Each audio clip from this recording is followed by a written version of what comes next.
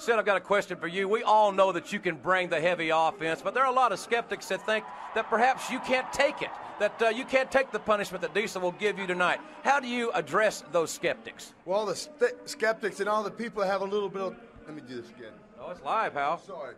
See, Nash, you can wear any Halloween costume you want to, but you know and I know that you're only half the man that I am. And I have half the brain that you do. But week after week, they tried to make me look like a jackass. Oh my! What happened to my car? Goldberg! Where are you? Goldberg! Goldberg! Goldberg! Hey, Moses, where's my car, man? Space 22, man. 22. 22! Oh, man! Oh, man! Oh, man! Oh, man! Goldberg! Where are you? Why me? Why me? Why me? Unfortunately, there has been another professional wrestling legend lost this summer. This one being former WCW and WWF heavyweight champion Sid Vicious, also known as Sid Justice and Psycho Sid. This is one of those... I said it earlier, the Wild Samoans were older. Kevin Sullivan was older. Sid Vicious, only 63. So still had some years left. It was also rumored that Triple H was kind of bringing him back under the WWE umbrella, as we saw with Jesse Ventura. Sid Vicious and Vince McMahon had some issues. It's weird to me, some of the people that Vince wouldn't bring back or wouldn't give a Hall of Fame induction, but he brought like Warrior and Jarrett back, who literally held him up for money. What do I know, though? But Psycho Sid, probably one of the best big men in the industry. I believe that it was his injury in the late stages of WCW that cost him many more years of his career, but he did have a strong showing beforehand.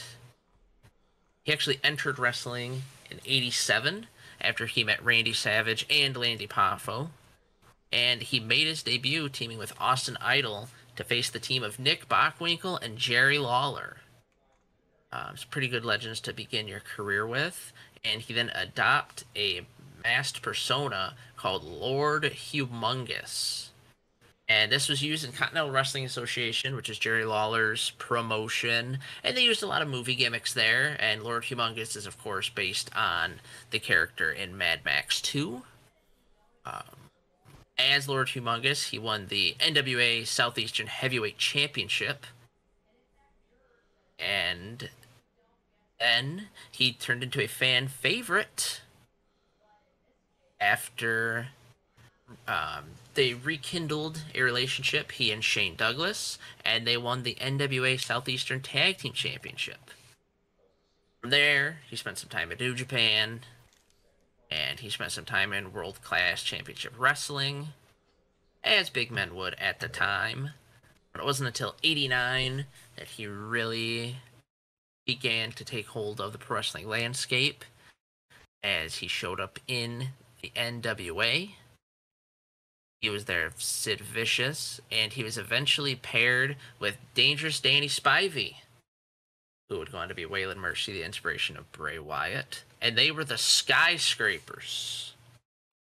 And these two towered over everyone. Teddy Long managed them, and they had some tremendous feuds with the Steiner Brothers and the Road Warriors. And it was during this time that Sid Vicious began using the Power Bomb, which began being his calling card for years. The team was unfortunately short-lived, though, as Sid suffered a broken rib and a punctured lung during a match with the Steiner Brothers at Clash of the Champion 9. His replacement in the Skyscrapers was some green guy named Mean Mark Calloway. I don't think he ever really did anything in business after this. Well, total loser. He was out of the business Yeah. for 3 months after this. Yeah, and that's what the new skyscrapers were. After he recovered, he was introduced on the May 11th, 1990 NWA Power Hour as the newest member of the Four Horsemen. And from there, ring announcers began saying that he was being billed from wherever he damn well pleases. He was actually the muscle of the group and was brought into the Horsemen, and I'm not making this up, to counter the strength of RoboCop at Capital Combat. Yep. Can you imagine, like, RoboCop's supposed to be this big hero, this big guy in the movies, and you're brought in and you're supposed to be the guy that stops him? That made me feel pretty good. I guess so. Whatever makes you feel better. He ended up losing his first match back to Lex Luger at Clash of Champions 11 because the referee performed a fast count, but this was later revealed in 2018 to be a punishment from Booker Ole Anderson because he had seen Sid Vicious playing softball during his time off while he was rehabilitating his punctured lung. So just to stick it to him, he had to go on TV and lose. He would end up feuding with Paul Orndorff and the Junkyard Dog in the late stages of their career, and he feuded with Sting. He actually technically won the WCW title for a moment. I'm not sure if you're aware of this early on. He pinned who looked to be Sting at Halloween Havoc. It was actually Barry Windham dressed up like Sting. But the real Sting came out and beat Sid to retain Well, to be the fair, championship. there's a lot of evidence to suggest that somebody dressed up as Sting is very well still Sting. So we have found that out. Yep. There was a short-lived Skyscrapers reunion in WCW. And he was still with the Horsemen, but sometimes he would go off and do his own thing. And the last note of this run was he had a giant feud with El Gigante, the future Giant Gonzalez. But it turned out the reason he was leaving is because he showed up in the WWF. He came in as Sid Justice, and at SummerSlam, he was the guest referee for that handicap match with the Warrior Hogan against Sergeant Slaughter, Colonel Mustafa, and General Adnan. This was Sid's big coming out moment in the WWF, and having him in the ring already with Hogan and Warrior showed that they had big plans. He actually saved Randy Savage and Miss Elizabeth that same night from an attack at the hands of Jake Roberts and The Undertaker, so he's just all over with all the big names in the WWF. He was in that 1992 Royal Rumble match where Ric Flair won, and Hulk Hogan screwed him by helping Flair get him out of the ring. And this led to the WrestleMania 8 match of Sid Justice and Hulk Hogan, which a lot of people still say should have been Hogan and Flair.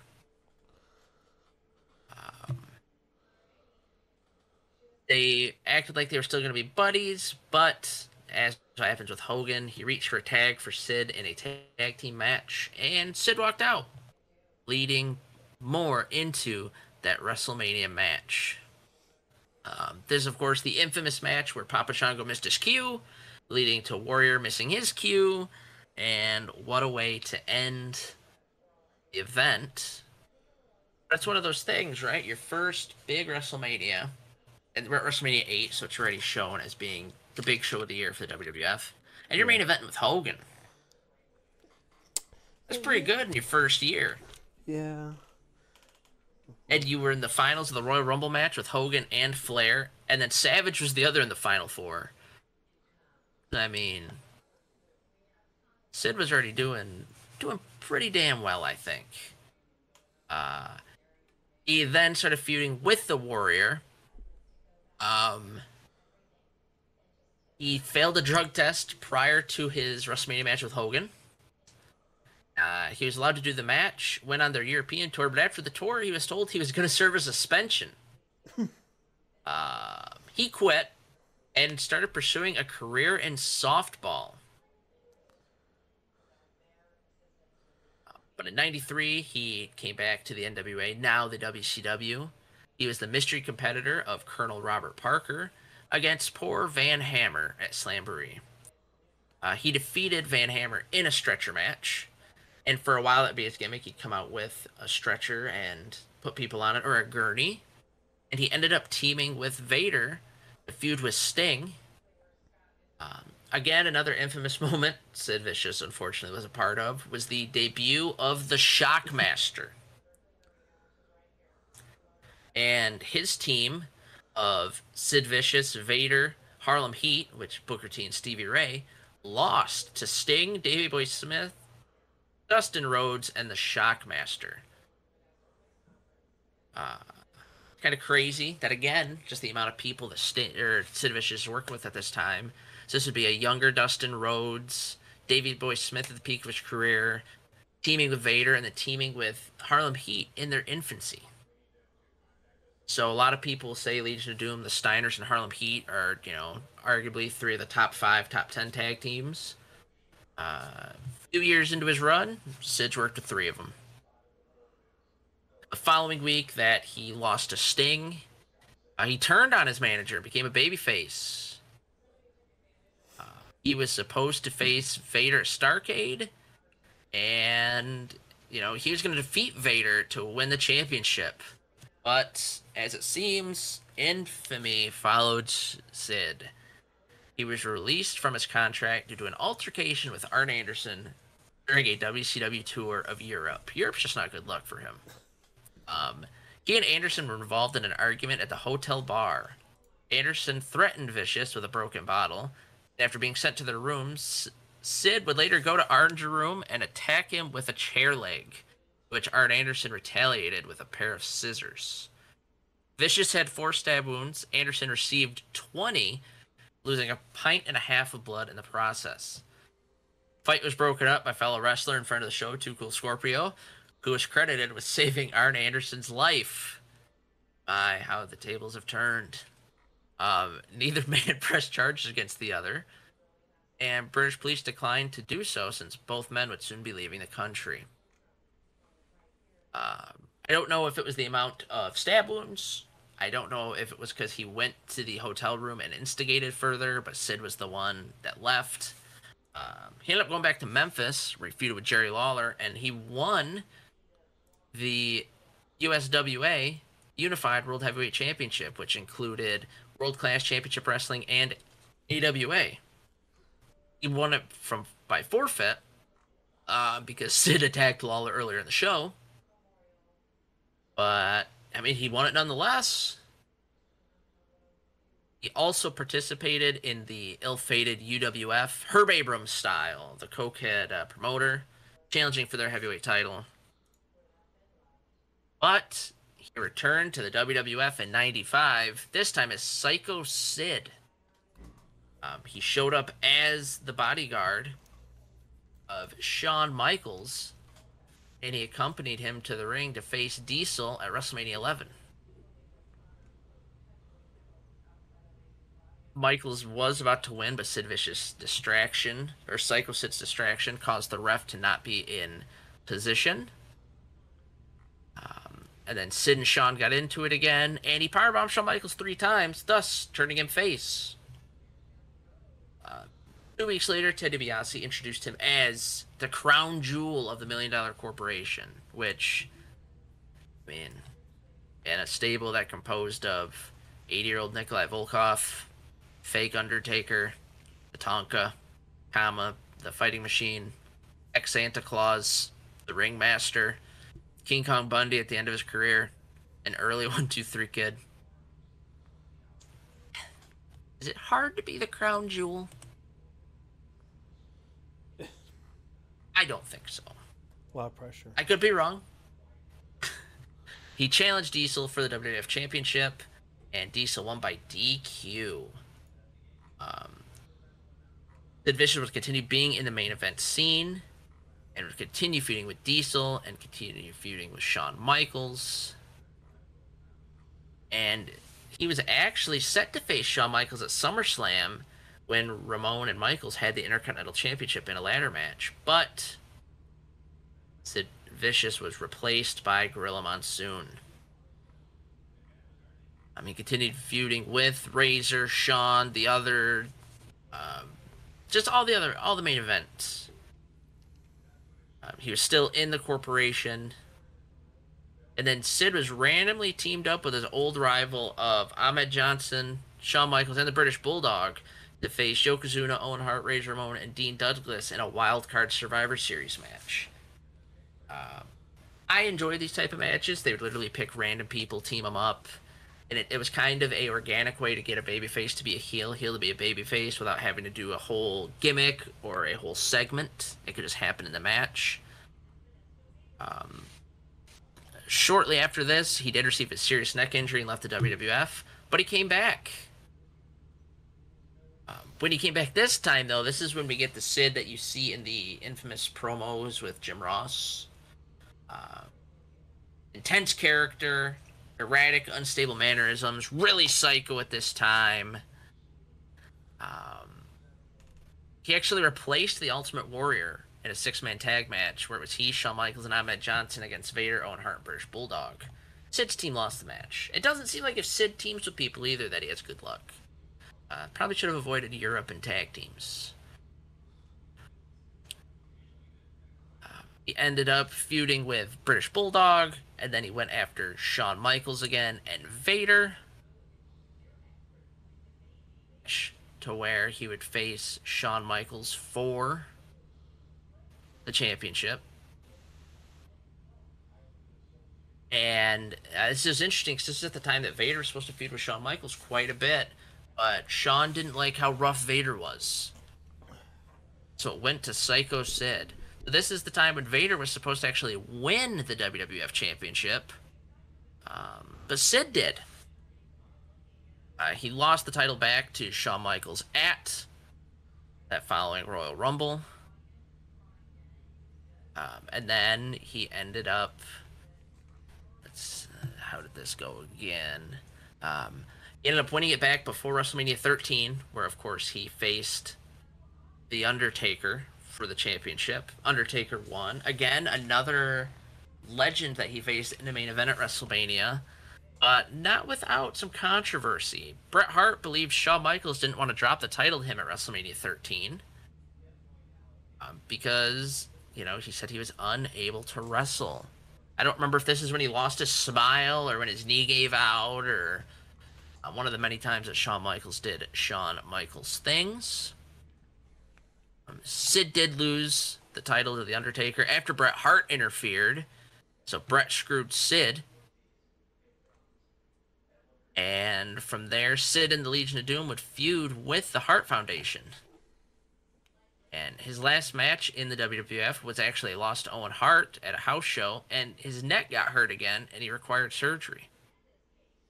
He showed up on the independent circuit where he beat former $1 Million Corporation member King Kong Bundy. He made an appearance in Mexico under the name Sid Cyclope. And he actually showed up in ECW. He had matches with the Dudley Boys, Cronus, and Just Incredible. He would have stayed longer, but of course the monetary problems, which with some people hear this about, I don't understand. But I get it here. You're a former WWF heavyweight champion. You're not going to be shortchanged. You're going to find work. Yeah. You've worked with Hogan, Flair, Taker. You're going to find work.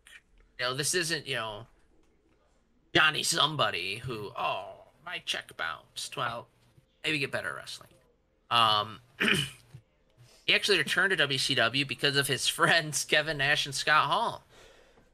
And he joined Randy Savage's Team Madness. And I'm sure you've seen the meme where, what is it?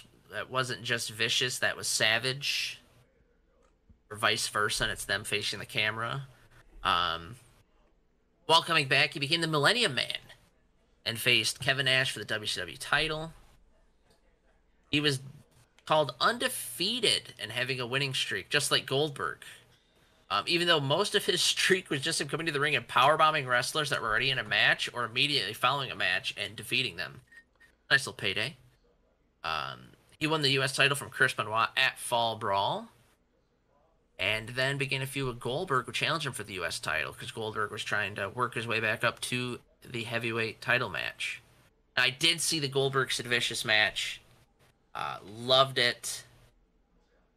Earlier in the night, there's a fight between Sid and Goldberg, and Sid had to have stitches. There's a lot of blood.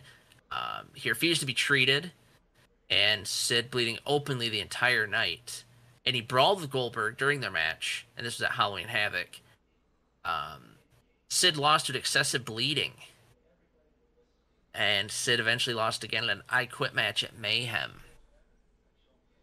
Both of these matches were brutal. And I don't know why Sid Vicious didn't get pushed to the moon during these, especially with the blood. And, I mean, being able to go from wrestling Chris Benoit 1 month to Goldberg another month can't be easy. Nothing against Goldberg, but that is two very different people. After the I Quit match, the streak was done, the feud was done, and the Millennium Man gimmick ended. So he became a face and started trying to win the WCW Heavyweight Championship. Sid actually is the man that lost the title to Chris Benoit when Benoit held it the one night. But WCW, to explain Benoit leaving, said that Sid's foot was under the rope during his submission loss. And Kevin Nash, at the time the commissioner of WCW, challenged Sid Vicious and said if he could beat Don and Ron Harris in a match, he would face Kevin Nash for the championship that night. Sid beat the Harris brothers and Kevin Nash. But 2 nights later, Commissioner Nash stripped Sid of the title. This time, they had a rematch it was set up, and Sid Vicious again beat Kevin Nash on Nitro. And he successfully defended the title at Super Bowl 2000 at a 3-way match with Scott Hall and Jeff Jarrett. He feuded with Jarrett and got some help with the red and yellow Hulk Hogan. And Sid turned heel and attacked Hogan. And in gimmick, in kayfabe, it's because he was upset they were chanting Hogan's name.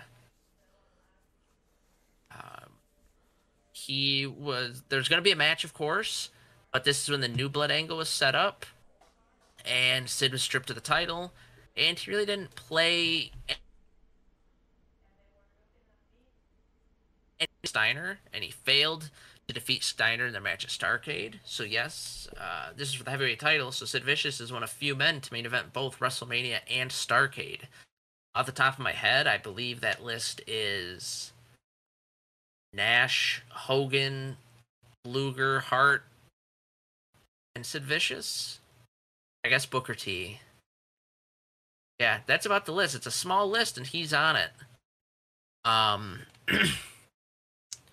As he was feuding with Scott Steiner, he faced Steiner, Jeff Jarrett, and an eventually returning Road Warrior Animal in a 4 corners match for the WCW Heavyweight Championship. That's right. Sid Vicious, Jeff Jarrett, Scott Steiner, Road Warrior Animal in 2001. And it was during this match that beforehand, John Laurinaitis allegedly told Sid that he needed to broaden his arsenal of wrestling moves because people just don't like big men, so he needed to try an aerial maneuver. Despite Sid feeling uneasy, he was eventually coerced into doing it. So he tried to do a big boot off the second turnbuckle to Scott Steiner.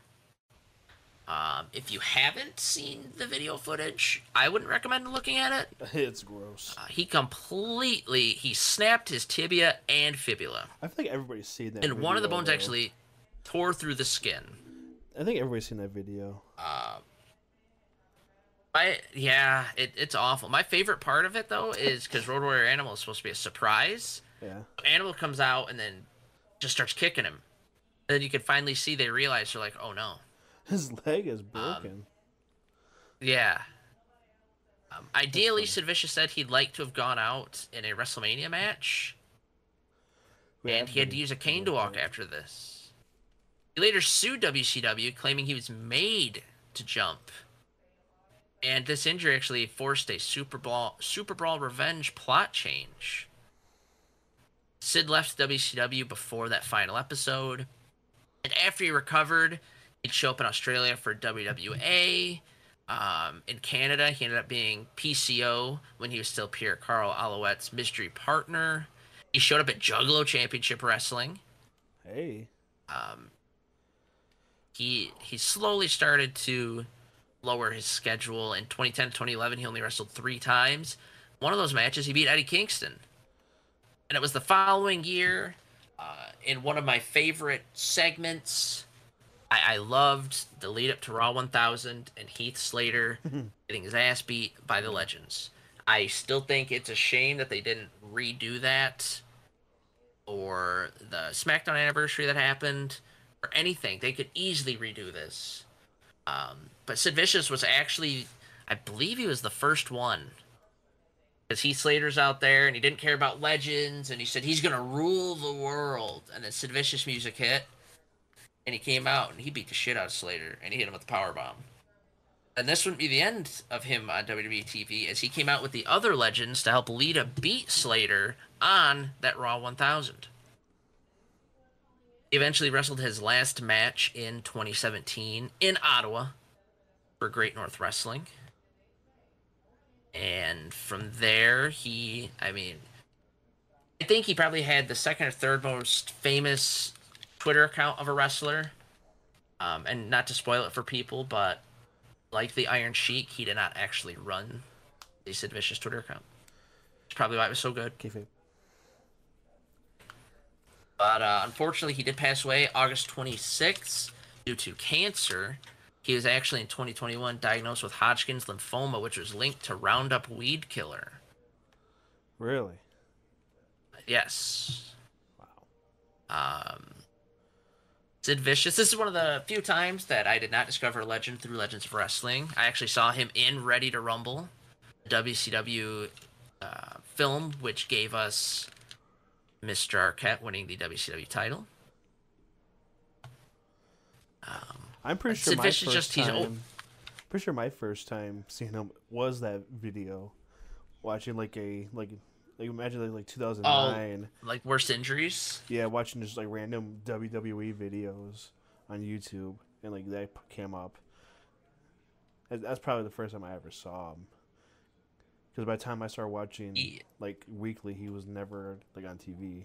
No, he wasn't mentioned, and I don't know if it's because of how many times he left or what, but it doesn't seem like he and Vince ever truly had a good relationship. I did some research, and he wasn't involved in that concussion lawsuit, so I don't know why he didn't bring him back. I kind of thought that would be the reason, because that's usually it. Yeah. But a lot of people are hoping that he gets put in the Hall of Fame. He kind of put out a statement a few months ago saying, it's getting close. He needs to be inducted. And I mean, being a former heavyweight champion of WWF and WCW at a time when both were at its peak, I mean, he's getting inducted this year for sure. Oh, 100%. It's going to be him. He's not going to be the headliner because they're going to do Bray as the headliner. It'll be him. Yep. Bray, Sid. Those are probably my 2 guarantees. Yeah, with it being in Vegas, I don't know if anyone else off the top of my head. I'm sure there's others. But yeah, Sid I think is a lock now. I'm sure we already saw it on Raw this past week. Priest and Rhea Ripley had an in-ring segment, and Priest said that we are the masters and rulers of the world, and they both simultaneously performed a chokeslam and powerbomb, which was Sid's 2 moves. I'm sure we'll be seeing a lot of chokeslams and powerbombs. I wouldn't be surprised if this weekend at Bash at Berlin or NXT No Mercy, we see someone maybe in a Sid Vicious leather jacket, cut a promo like him, maybe even reference the "We're Live, Pal" thing. Joe Hendry? I wouldn't be surprised. Oh, that would be hilarious. I was gonna have Joe. But Sid Vicious is one. I'd love it. I know. It's just one of those weird things though, where like I said, he feuded with the who's who in both singles wrestling and tag team wrestling. And if he didn't feud with them, he teamed with them. And he's just another one of those guys. It's kind of like a blip. I'm sure some people might get angry at me saying this, because I've said this quite a bit. But WWE kind of erased him from history, except for a Hogan main event, a Taker main event, and powerbombing Shawn Michaels after Mania. That's about... And they you don't see a lot of Sid Vicious stuff. They kind of always play his main events as, like, at least like fans before, as those shouldn't have been the main events, quote unquote.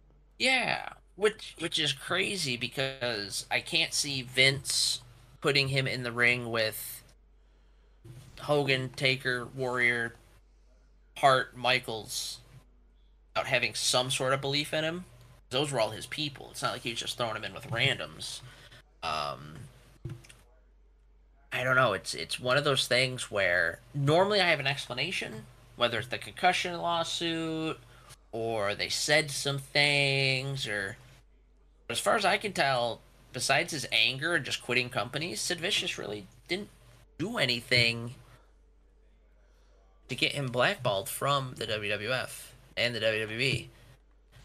I know PCO was extremely happy with how they gave a tribute to Sid Vicious, because Sid Vicious actually helped PCO kind of get his groove back and become the PCO character. Yeah. So, I mean, even today, he's still got influence. It's another unfortunate example of a 80s wrestler going too soon. And it just, it adds on to that. I don't know if you call it a meme, if you call it a conspiracy. This is another guy that Hogan main evented with that Hogan's outlived. Brother. I'm pretty sure in the WWE we're down to Slaughter, Taker, Flair, if you want to count Flair because the Rumble match. But they just keep going. I guess the only true positive in it is this wasn't a typical young wrestler death. Yeah. It wasn't drugs, it wasn't self-inflicted. So, I mean, if there's any silver lining, it's that Sid Vicious got to retire. He got to enjoy time with his children and his grandchildren. And it was not the wrestling demons that took him. We will not be seeing him on a dark side of the ring anytime soon.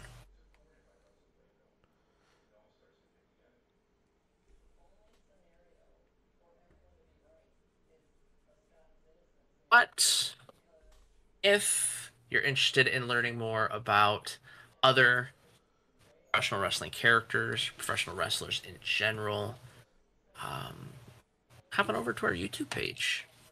We have a couple playlists set up for you. One of them being the PW Profiles, where we deep dive into some professional wrestlers that are slowly being lost to time and can only be found in a few history books anymore. Or, if you're into that kind of thing, we have a whole playlist of Superstar Tributes. Yeah, go watch the last two we just did last week. Yeah, like I said at the top of it, the Samoans, Kevin Sullivan, and now Psycho Sid. This is one of those times where you kind of get leery, you kind of worry. Because normally when a group of professional wrestlers go, it doesn't just follow that rule of three. There's usually a whole clump of them. They're all dying with broken hearts. Why me?